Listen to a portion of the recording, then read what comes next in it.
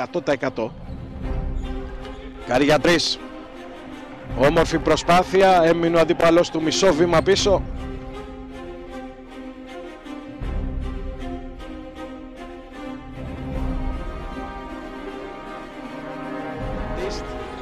Μαζί με τον Γκίστ που μετακομπίζει στο 3, ένα ακόμα εύστοχο μακρινό σουτ.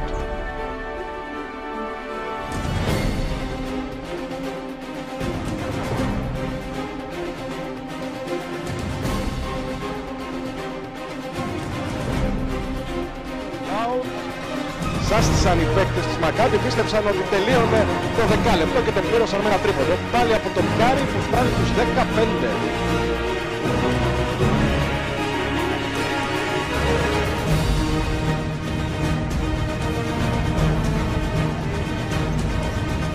Δευτερόλεπτα και δεν έχει κινηθεί τίποτα στην εποχή του Παναθηναϊκού. Υποχρεωτικά το τρίποντο από τον Κάρι, φοβερό.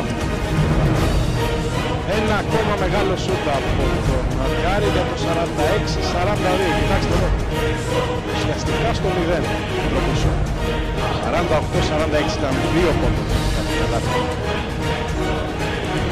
Το Ισραηλινό απάντηση από τον Κάρι, από ποιον άλλον, ο Σμιτ, Διαμαντίδης με 8 δευτερόλεπτα.